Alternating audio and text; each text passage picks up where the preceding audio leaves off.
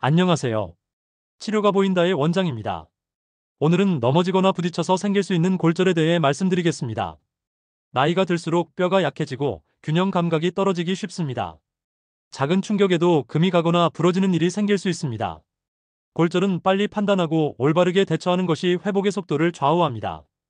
이 시간에 골절의 신호와 응급처치와 치료와 재활과 예방법을 차근차근 알려드리겠습니다. 먼저 골절이 무엇인지 설명드리겠습니다. 골절은 뼈에 금이 가거나 한 부분이 부러진 상태를 말합니다. 가는 금처럼 보이는 균열도 골절입니다. 뼈가 완전히 어긋나는 경우도 골절입니다. 충격이 크면 피부 밖으로 뼈가 보이는 개방성 골절이 생길 수 있습니다. 이때는 감염 위험이 커서 더욱 긴급합니다. 골절이 의심되는 신호를 알려드리겠습니다. 부딪힌 직후 심한 통증이 지속됩니다. 붓기가 빠르게 올라오고 멍이 퍼집니다. 움직이면 통증이 크게 늘고 힘이 들어가지 않습니다. 손가락이나 발가락 끝이 저리거나 감각이 둔해질 수 있습니다. 다리가 짧아 보이거나 관절의 모양이 비정상으로 보이면 골절 가능성이 큽니다. 이런 신호가 보이면 무리해서 움직이지 말고 즉시 진료를 받으셔야 합니다. 병원에서는 이렇게 진단합니다. 먼저 진찰로 눌렀을 때의 통증과 변형과 기능을 확인합니다. 기본적으로 엑스레이를 촬영해 금과 변형을 확인합니다.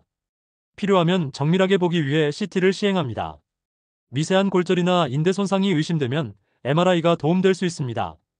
신경과 혈관 손상 여부를 함께 확인합니다. 응급 상황에서의 기본 처치를 알려드리겠습니다. 심하게 아파도 억지로 펴거나 잡아당기지 않습니다. 부목이나 단단한 물건으로 아픈 부위를 움직이지 않게 고정합니다. 수건으로 감싼 얼음찜질로 붓기와 통증을 줄입니다. 피부가 찢어졌다면 깨끗한 거즈로 덮고 압박을 최소화합니다. 물이나 음식을 먹이지 말고 병원으로 이동합니다. 구두약이나 술은 절대 드시지 않습니다. 이제 치료 방법을 정리하겠습니다. 금이 작고 어긋남이 없으면 고정치료로 충분합니다. 부목이나 깁스나 보조기로 몇 주 동안 안정시킵니다. 통증이 심하면 초기에 약물로 조절합니다. 붓기가 빠진 뒤 맞춤형 깁스로 교체하기도 합니다. 뼈가 어긋났다면 수면이나 국소 마취 하에 정복으로 위치를 맞춥니다. 정복이 불안정하거나 다발성 골절이면 수술을 고려합니다. 금속판과 나사와 핀과 막대 같은 내고정 기구로 뼈를 단단히 잡아줍니다. 관절 안의 골절이나 분쇄 골절은 정확한 정렬이 특히 중요합니다. 수술 후에는 감염과 혈전과 피부 괴사 여부를 면밀히 살핍니다. 부위별로 핵심을 짚어드리겠습니다. 손목 골절은 넘어지며 손을 짚을 때 흔합니다. 초기에는 부목으로 고정하고 붓기가 빠진 뒤 깁스를 합니다. 어깨와 상완골 골절은 팔을 들어올리기 어려워집니다.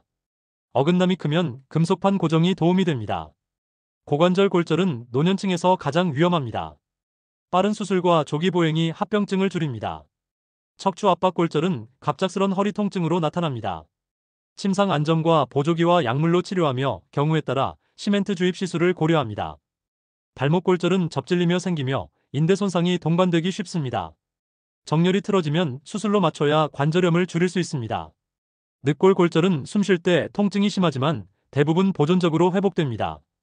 호흡 곤란이나 피 섞인 기침이 있으면 즉시 응급실로 가야 합니다. 치료 기간과 회복 과정을 알려드리겠습니다. 뼈는 보통 몇 주에서 몇 달에 걸쳐 붙습니다. 나이와 영양 상태와 골다공증 여부와 골절 위치에 따라 달라집니다. 처음에는 통증과 붓기 조절과 안정이 우선입니다. 그 다음 관절이 굳지 않도록 범위를 서서히 늘립니다. 근력과 균형과 보행을 재활 운동으로 회복합니다. 조급해하지 말고 의사의 지시에 따라 단계적으로 진행합니다. 통증이 남아도 무리한 사용은 피해야 합니다. 너무 이른 시기에 과도한 운동은 재골절 위험을 높입니다. 재활의 핵심을 정리합니다. 관절 범위 운동으로 굳음을 방지합니다. 등척성 운동으로 깁스 상태에서도 근육을 유지합니다. 균형 훈련으로 넘어짐을 예방합니다. 보행 보조기나 지팡이를 올바르게 사용합니다. 통증이 허용하는 범위에서 자주 짧게 움직입니다. 수면과 영양을 충분히 확보해 뼈의 회복을 돕습니다. 합병증도 알고 계셔야 합니다. 피부 궤양과 욕창이 생길 수 있어 자세를 자주 바꿔야 합니다. 깁스가 너무 조이면 감각 저하나 손발가락 색 변화가 나타날 수 있습니다. 이상하면 즉시 병원에서 조정을 받습니다. 심부정맥 혈전은 장시간 움직이지 않을 때 위험합니다. 종아리 통증과 붓기와 호흡 곤란이 있으면 바로 진료를 봅니다. 정렬이 나쁜 채로 붙으면 변형과 만성 통증이 남을 수 있습니다. 관절 안 골절은 이후 관절염으로 이어질 수 있어 정기 추적이 필요합니다. 이제 예방법을 자세히 알려드립니다. 첫째, 넘어짐을 막는 환경 정리가 중요합니다. 집안의 문턱이나 미끄러운 매트와 전선과 장애물을 치웁니다. 욕실과 계단에 미끄럼 방지 패드와 손잡이를 설치합니다. 밤에는 잠깐 이동해도 조명을 켭니다. 딱딱한 슬리퍼 대신 발에 잘 맞는 미끄럼 방지 신발을 신습니다. 둘째, 시력과 청력을 정기적으로 점검합니다. 보청기와 안경이 맞지 않으면 균형이 흔들릴 수 있습니다. 셋째, 규칙적인 운동으로 근력과 균형을 키웁니다. 걷기와 자전거와 수중 운동과 가벼운 근력 운동이 좋습니다. 넷째, 뼈 건강을 위한 영양을 챙깁니다. 칼슘과 비타민 D와 단백질을 충분히 섭취합니다. 해가 잘 드는 시간에 가벼운 일광욕도 도움이 됩니다. 다섯째, 약물의 부작용을 점검합니다.